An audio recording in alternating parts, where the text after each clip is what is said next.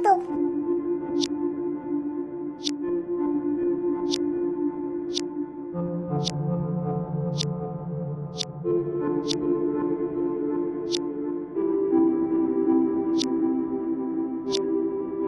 (19세기) 영국. 단 2달 만에 최소 5명의 여성을 살해 후 시체를 훼손하고 언론에 자신을 잡을 수 있으면 잡아보라는 도발을 담은 편지를 보낼 정도의 깡을 보여주며 영국 전역을 떠들썩하게 만든 잭 더 리퍼의 연쇄살인은 오랫동안 연구 대상이 된 유명 미제 사건이다. 여기서 잭은 특정인의 이름이 아니라 아무개라는 뜻이고, 리퍼는 찢다를 뜻하는 립에 뭐뭐하는 자를 의미하는 이 알을 추가한 것으로 찢는 자라고 번역할 수 있다. 실제로도 잭 더 리퍼는 피해자들의 사지를 찢어 죽였다. 우선 사건을 이해하기 위해서는 19세기 영국의 배경을 알아야 한다. 당시는 전 세계적으로 산업혁명이 일어난 시기였고, 여러 발달로 인해 인구가 급속도로 증가하였다. 인구가 늘어나니 당연히 노동을 희망하는 사람도 늘어났고, 이는 넘치는 잉여 노동력으로 이어졌다. 사장 입장에서는 한 사람을 해고해도 일하고자 하는 사람이 넘쳐나니 갑질이 다반사였고, 당연히 급여도 그 갑질의 일부였다. 하층민의 이러한 고충과 당시의 여성차별이 맞물려서 영국 말단 하녀는 하루 12시간씩 매일 일하고도 연 기준, 월이 아닌 연 기준으로 140만 원을 받았다. 하지만 이 돈이라도 벌기 위해 여자들은 그만두지 못하고 일을 해야 했다. 문제는 여기서 끝이 아니었다. 이 당시에는 여성의 성비가 남성보다 훨씬 높았는데, 그 이유는 우선 지금도 그렇지만 당시에도 여성의 평균 수명이 남성보다 높았고, 산업혁명으로 인해 생겨난 공장에서 죽어난 많은 인부들이 대부분 남성인가 하면 나폴레옹 전쟁, 아편 전쟁 등 대규모 전쟁들이 계속 일어나면서 징발된 남성들이 죽었기 때문이다. 결국 여성의 성비가 높아지면서 많은 여자가 결혼을 하지 못했고, 이들을 보호해줄 법도 없는 땅에서 노동 경쟁력이 남성에 비해 훨씬 열등했던 여성들은 부족한 생활비를 충당하기 위해 매춘을 부업 또는 전업으로 삼게 된다. 당시 통계에 의하면 매춘은 영국 여성의 직종들 중 4번째로 흔했다고 하니 당시 상황이 얼마나 열악하고 매춘이 얼마나 보편적이었는지는 말 다한 셈이다. 사실 잭 더 리퍼 사건 전에도 길 한복판에서 매춘부들이 살해당하는 일은 있었다고 한다.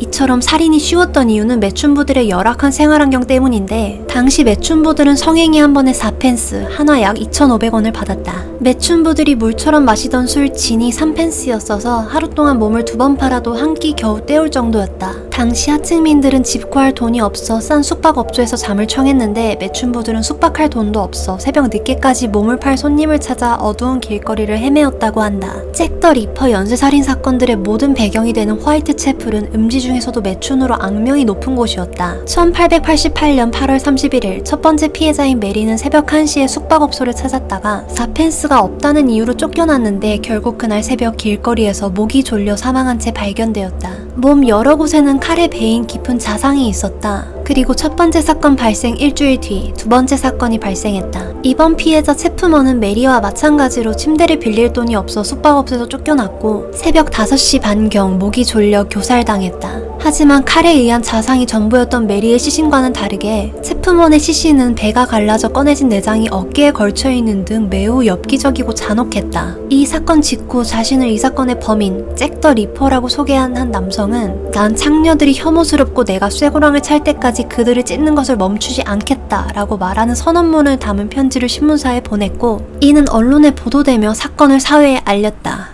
편지는 다음 살인사건에서는 여자의 귀를 자르겠다고 언급했는데, 정말 그 다음 사건에서는 피해자가 귀가 잘린 채 발견되었다. 세 번째와 네 번째 사건은 같은 날 일어났는데, 이 날은 경찰들이 화이트채플 일대를 순찰 중이었고 지나던 행인의 수도 적지 않은 날이었다. 하지만 그럼에도 불과 1시간도 안 되는 짧은 시간 동안 잭 더 리퍼는 아무에게도 목격되지 않고 사람 2명을 소리소문 없이 죽인 뒤 사라졌다. 심지어 네 번째 피해자는 마지막 목격으로부터 불과 10분 뒤에 하반신이 절단되고 신장과 귀가 사라진 채 발견되었다. 더욱 엽기적인 것은 사건 다음날 화이트채플 감시위원회 위원장에게 도착한 편지 때문인데, 이 편지는 사라진 신장의 반은 자신이 먹었고 반은 보내드리니 자신을 잡을 수 있으면 잡아보라며 도발하는 내용과 함께 신장을 동봉해왔다. 그 당시에는 신장의 주인이 네 번째 피해자인지는 밝혀내지 못했지만 사람들에게 공포감을 심어주기에는 충분했다. 위 살인사건 이외에도 잭 더 리퍼를 모방한 살인사건이 많이 일어나자 화이트채플 일대는 인적이 끊겼고 여성들도 더 이상 새벽에 무방비 상태로 혼자 걸어다니지 않았다. 그리고 마지막 범죄로부터 2달 후인 1888년 11월 한 매춘부가 또다시 자신의 저택에서 살해당했다. 집마저 안전하지 못하다는 것을 알게 된 영국의 하층민들은 공포를 넘어 무능한 경찰에 분노했고 이에 빅토리아 여왕은 잭 더 리퍼를 반드시 잡으라는 어명까지 내렸으나 결국 그는 끝내 붙잡히지 않았다.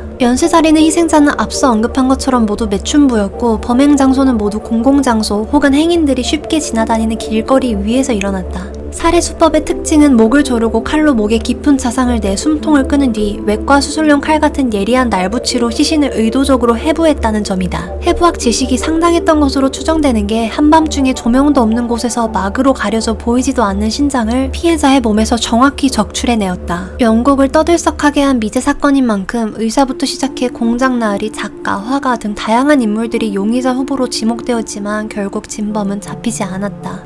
잭 더 리퍼는 1900년대를 통틀어 가장 유명했던 연쇄살인마여서 대중매체에서 다양한 형태로 자주 등장한다. 많은 이들이 이 이름의 친숙함을 느끼는 이유도 그 때문일 것이다. 살인마의 본래 의도는 아니었겠지만 이 사건은 화이트채플 빈민가의 비참한 삶을 온 세상에 그 어떤 사회개혁가보다도 널리 알리게 되었고 이는 빈민들의 삶의 질을 향상시켜주는 계기가 되었다. 그리고 비록 미제 사건으로 남기는 했지만 범인을 밝히려는 여러 연구가들의 노력으로 인해 그 무렵의 과학추리 수사가 크게 발전했다. 조금 흥미로운 점은 잭 더 리퍼가 살인을 저지르는 시기가 추리소설 셜록 홈즈의 실제 작가인 코난 도일이 살던 시절이라는 것이다. 범인을 모두가 궁금해했던 사건인 만큼 사람들은 셜록 홈즈 소설에 잭 더 리퍼가 등장할 것을 기대했으나 코난 도일은 잭 더 리퍼를 그의 소설 속에 등장시키지 않았다. 당시는 셜록 홈즈 시리즈의 인기가 절정을 달리던 시기였기에 사람들은 셜록 홈즈가 위대한 탐정이라면 어째서 그는 그 시대의 가장 유명한 범죄자인 잭 더 리퍼를 잡지 못했는가 라는 우스갯소리를 한다고 한다. 잭 더 리퍼는 2달이라는 짧은 시간을 활동했지만 133년이나 지난 지금도 회자된다. 그의 연쇄살인이 세상에 알려진 후 그를 동경한 모방범죄가 많이 발생한 탓에 정확한 피해자 수는 집계되지 않지만 그가 희대의 살인마라는 사실은 변하지 않는다. 지금은 마지막 사건으로부터 100년 넘게 지났기에 범인은 이미 오래전에 사망하였을 테니 잭 더 리퍼는 결국 영원히 잡히지 않은 살인마가 된 셈이다.